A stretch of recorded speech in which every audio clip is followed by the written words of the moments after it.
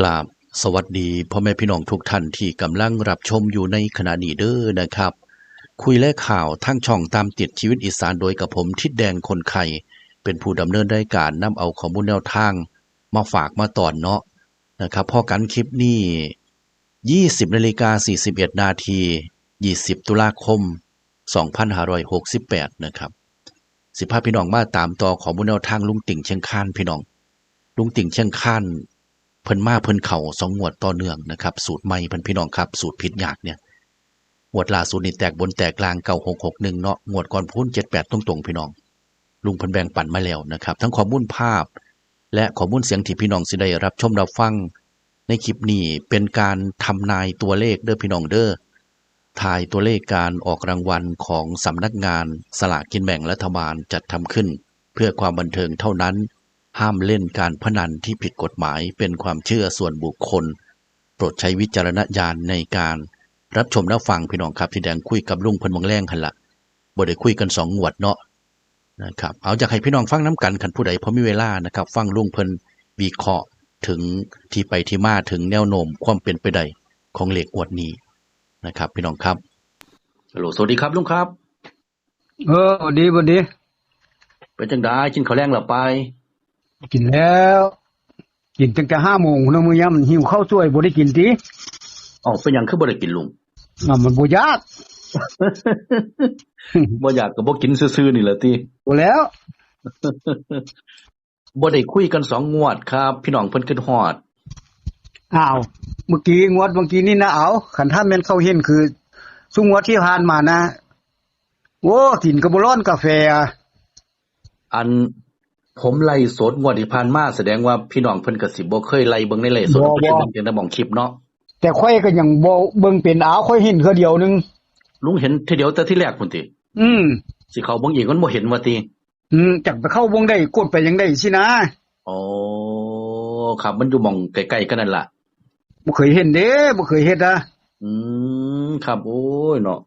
เสียดายอยู่คันซั่นพี่น้องเพิ่นก็สิอันนี้นำหลายกว่านั้นอยู่คันว่าจังซั่นเนาะนี่หมื่นกว่าคนนึงเพิ่นเบิ่งโค่อยจนว่าโทรมานะเอาก็จังว่าผมแปะเบอร์โทรใส่นั่นตัวแล้วหลังๆมานี่ลุงบ่แปะเบอร์โทรใส่ซั่นเด้ผมก็เลยแปะใส่อ้าวหลังเทื่อมันลืมติมันหาบ่ลงบ่ได้นะคันเขียนไปเบิดก่อนสินะเบิดหน้ากระดาษก่อนติเบิดหน้ากระดาษก่อนรถเอาห่วมเธอว่าสิเด้ครับแต่ว่าส่วนมากพี่น้องเพิ่นก็เมมเบอร์ไว้ตั้งแต่พุ่นล่ะก็แม่นอยู่ป๊าดติโทรลุง2งวดมานี่แบบผิดยากงวดก่อนพุ่น78ตรงๆครับงวดวังหันกับแตกบนแตกล่างเนาะลุงเนาะโอ้ขันท่าสู้ดีเฮ็ดงานแบบนี้นี่ค่อยว่าแน่นอนเพราะว่ามันบ่ลองของได้เอาก็จังว่าลุงว่าโอ้ยนี่เอามันมาแล้ว5-6งวดนี้คันบ่มาต่อก็เกินไปละว่าซั่น61มาตรงๆสูตรใหม่ล่าสุดน่ะแม่ลุงมันได้ทั้งได้ฮอดลาวนำนะเอาสูตรนี้นะบ่ว่าแต่ใดแต่ไผโอ้ไปลาวก็ได้ติอ้าว5งวดถึก3งวดแล้วให้เข้าไปนะเอาโอ้ยเสียดายเด้เอารถเดือนนึงมันมี12งวดทุกแม่นบ่อาทิตย์นึงมัน3งวด3มื้อแม่นบ่ครับมันสิบ่คือของ6งวดบ่พี่น้องถามหาลุงติ่งหลายงวดนี่อ้าวอันบอยออกอันคลิปสรุปนะเอาครับค่อยก็กดเบิ่งเด้คลิปสรุปนะโอ้ยบ่เห็นเฮาคู่ได้ก็ได้บางคนเห็นเทื่อเดียวนึงเฮาว่าสิได้เด้อยู่ซำนั้นจะว่าเอาโอ้ยบัดทีนี้ผมสิเอาของลุงติ่งมาลงเป็นคลิปดอกงวดก่อนนั้นผมลงเป็นไลฟ์สดซั่นเด้พ่อใหญ่แม่ใหญ่ไทบ้านเฮาแท้ๆเพิ่นก็สิบ่ชำนาญปานใดในการเข้าโทรศัพท์เมื่อยก็นั้นฉันบ่ได้ยินเสียงเจ้าเพราะว่าว่าสิได้เนาะพี่น้องเพิ่นคิดฮอดมันก็บ่อยากเว้าแล้วสิเล็กบ่เข้าว่าสิได้เนาะก็ว่าโอ้ยเล็กบ่เข้าก็อยากอายสิเว้านำเพิ่นนั่นแหล้วเนาะลุงบัดนี้บ่ต้องอายมันยังว่าค่อยก็บอกแล้วเอาว่าสัวสิสิ้นปีนี้สิหาคืนให้ได้นะ2งวดนี้คันถ้ามันบ่ฮัดเป่าจังซั่นนี้บ่ได้หลายก็ได้น้อยดิเอาแม่นบ่แม่นครับแม่นก็จังว่า2งวดวังหันผมลองเปลี่ยนบรรยากาศเบิ่งก็น่าลองบ่สนทนาลองเบิ่งเอาตั้งแต่เลขลงเบิ่งสิแม่ลุงเอาก็ว่าค่อยก็บ่ว่าหยังไปขอให้เพิ่นเห็นฮู้จักเขาหั่นเนาะ ครับ ขันท่าออกคลิปมาสิขันท่าขึ้นต้นหน้าปกนี้ลุงจิ้งสิเหินก็ง่ายนะเอาขันมึงแดใบใดก็เน้นซ้ำอยู่ซ้ำนั้นเฮาไปใบใดก็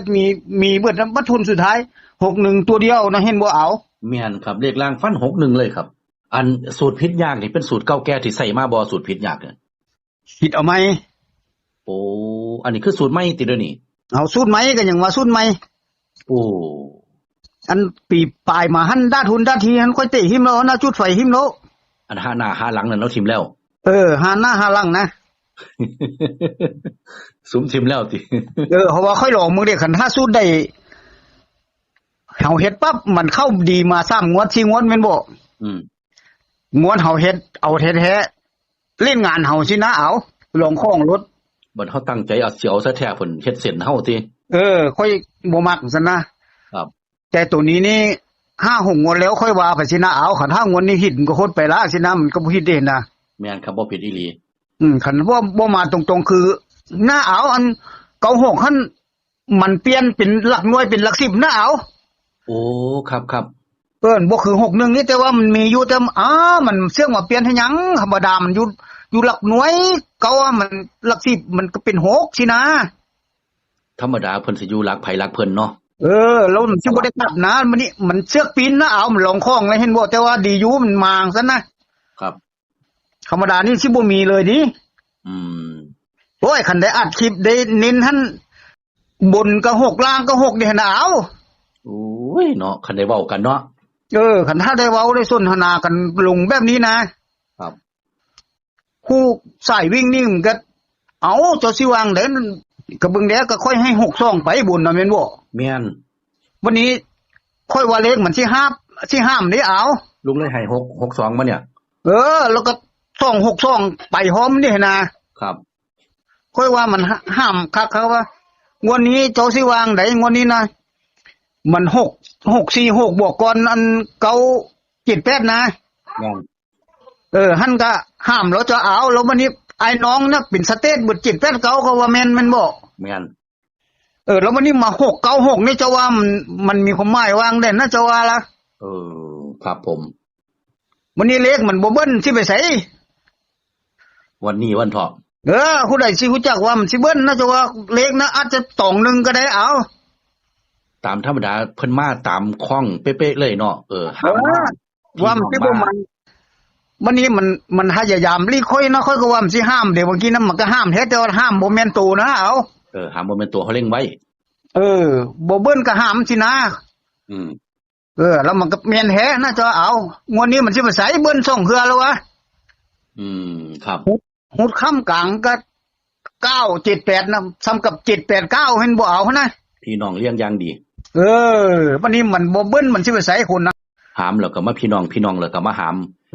มันสิไปไสแม่จะว่าเอาบ่เบิ้นหน้าก็เบิ้นหลังเฮาว่าแต่ว่าเบิ้นหน้านี่เป็นไปบ่ได้หรอกวะ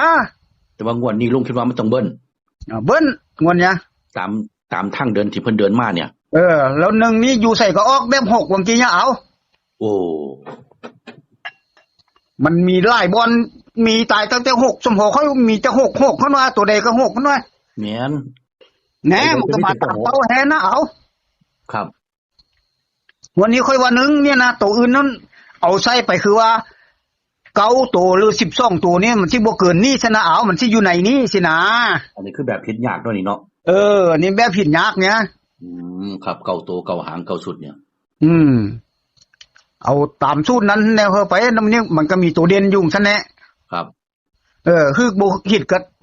ตามมันเฮาไปมันมามันเดินมาจังซี่เด้แม่นบ่มันมาจังซั่นเฮาสิไปขัดมันก็บ่ได้คือบทแบบใดก็ต้องเอามันสินะมันพายางจังซี่เฮาก็ว่าตามมันยางมันยางแบบนี้เฮาก็สิเห็นได้มันดึงเฮาแล่นเฮาก็ต้องไปนำมันสินะครับเวลาตีมันไว้บ่ได้งัวควายมันสนหัวเอาเลยแม่นบ่แล้วไปขวางทางมันติ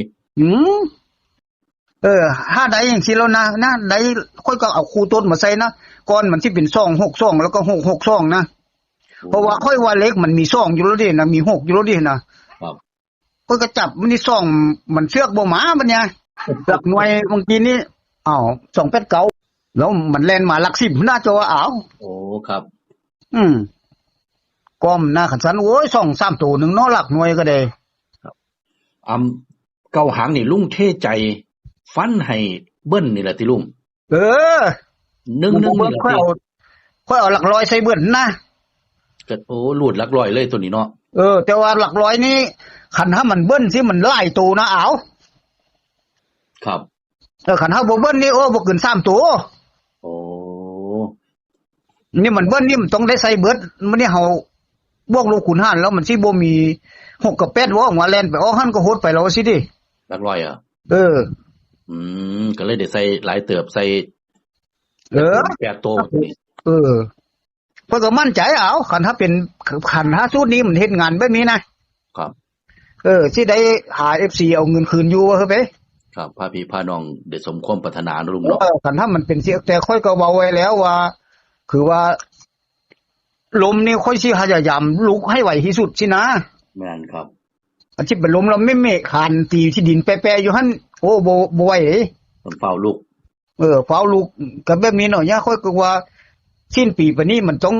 องได้ค่อยว่าสินะครับผมก็สิเป็นหยังอันที่ว่าล่างๆมาปีนี้นะมันตกศีรษะคาดเอาลุงนั่นน่ะก็มันนะโอ้ตกคนคอขาดเว้าหยังก็บ่จะคือขี่จะสิขึ้นลงขึ้นซ่านหรือว่าเจ็บเป็นเอ็นป่วยสิครับบ่แห้งเติบอยู่ซั่นเนาะกระตกนี่เนาะบัดโธบัดนี้มเดือนตุลาแล้วมชีวิตแล้วแม่นบ่โอ้ขนาดบ่ทันได้วิทย์ยังโอเคเลยครับเลิกงามยามดีแข็งมันแข็งเติบอยู่หยังว่าเอาแม่นครับแต่บ่ซันบ่ได้กินง่ายๆเด้จ้าเอาวันนี้โกเขาชื่อว่าแข็งนั้นโหเห็นได้เอาเราพัฒนาเราอันนั้นท่านค่อยให้เข้าไป5งวดหรือฮึก3งวดเอาโอเคครับผ่านกันนั่น5งวด3นี่ผ่านอยู่มันบ่ขาดทุนเนาะแม่นครับผ่านอยู่คะแนนนั้น2งวดที่ผ่านมากับพาพี่พาน้องได้สมความมุ่งมั่นปรารถนางวดนี้กับลุงก็แบ่งปันแล้วมีหยังบอกกับพี่น้องบ่ลุงเชิญครับFC เด้อเพราะว่าหลังๆมาหั่นกันด้านหน้าด้านหลังมันแต่นี่ต่อไปก็คือว่าเลขนี่มันเป็นสูตรใหม่ของลุงติ้งบ่แม่นสูตรเก่าแล้วก็ลองเบิ่ง2งวดมามันก็โอเคมันก็เข้าอยู่มันหอสิผิดนำคือปีที่แล้วหานหมานบ่สินะครับก็ให้ FC พิจารณาเบิ่งเพราะว่าคันถ้าลุงติ้งยังมีชีวิตอยู่นี่ลุงติ้งก็ว่าสิพาเอาคืนให้ได้อันที่เสียไปนะเอาวันนี้ก็ให้ไปแล้วมื้อแลงนี่นะมื้ออื่นนี่คงเห็นออกล้นมื้อแลงยังเอาลงเลยเนาะลุงเนาะเฮิ่นสิได้เบิ่งตื่นมาเป็นวันอังคารหนนี้คือฮู้แล้วนี่ก็แบบนี้นะเอาครับผมเอาซำนี้เด้อครับขอบพระคุณครับลุงครับสวัสดีครับเอาโชคดีครับพี่น้องครับก็คือจังลุงเพิ่นเว้าสู่ฟังนั่นล่ะนะครับลุงเพิ่นก็มั่นใจงวดนี้โดยเฉพาะเบิ่งจากที่ไปที่มาของตัวเลขแล้วเนาะนะครับหามแล้วก็มาพี่น้องแล้วก็มาหามอีกจังซี่แม่วันนี้ลุงเพิ่นมั่นใจว่ามันสิเบิ่นว่าซั่นพี่น้องเพิ่นมั่นใจว่าสิเบิ่นทั้งหลังเด้นะครับเพิ่นจับคู่มาให้สูตรนี้เป็นสูตรแบบผิดยากเด้อที่เคยพาพี่น้องได้ยิ้มในหัววัง2งวดที่ผ่านมานั่นล่ะนะครับ011115พี่น้อง4062828792กับ97ครับพี่น้องครับแล้วก็ถัดลงมานะครับเดี๋ยวที่แดงขยายสู่เบิ่งก่อนนะครับเพิ่นตัวหน่อยจักหน่อย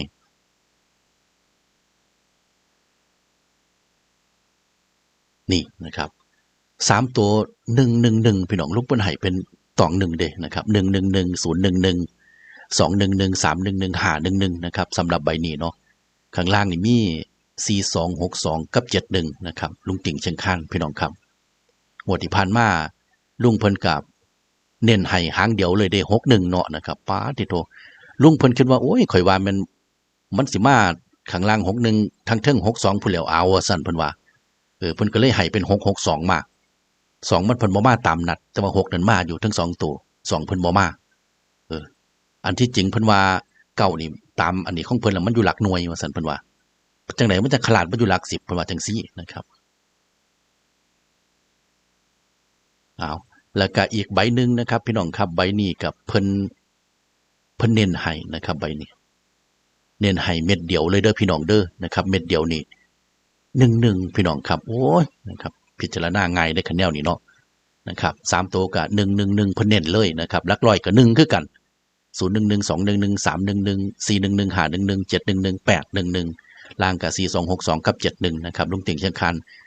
พี่น้องบ่เข้าใจอันใดอยากสออยากถามก็โดยตรงเด้อนะครับที่แดงแปะซื้อไว้ให้อยู่นะครับแปะมองสอมองถามไว้ให้อยู่เลี้ยงๆแม่พี่น้องครับโดยตรงโลดเด้อนะครับสอถามเพิ่นฮอดมองโลดจังสิได้คำที่แดงสื่อสารบ่เข้าใจก็ได้อย่ามาเป็นการทำนายตัวเลขนะครับท้ายตัวเลขการออกรางวัลของสำนักงานสลากกินแบ่งรัฐบาลจะทำขึ้นเพื่อความบันเทิงเท่านั้นห้ามเล่นการพนันที่ผิดกฎหมายเด้อเป็นความเชื่อส่วนบุคคลโปรดใช้วิจารณญาณในการรับชมรับฟังกราบขอบพระคุณพ่อแม่พี่น้องสุภูสุคนเขามาอยู่เป็นหมู่ให้กำลังใจทิดแดงนะครับให้กำลังใจลุงติ่งเนาะให้กำลังใจซึ่งกันและกันตั้งแต่ต้นจนจบคลิปนะครับพอกันใหม่คลิปหน้าพี่น้องผมสวัสดีครับ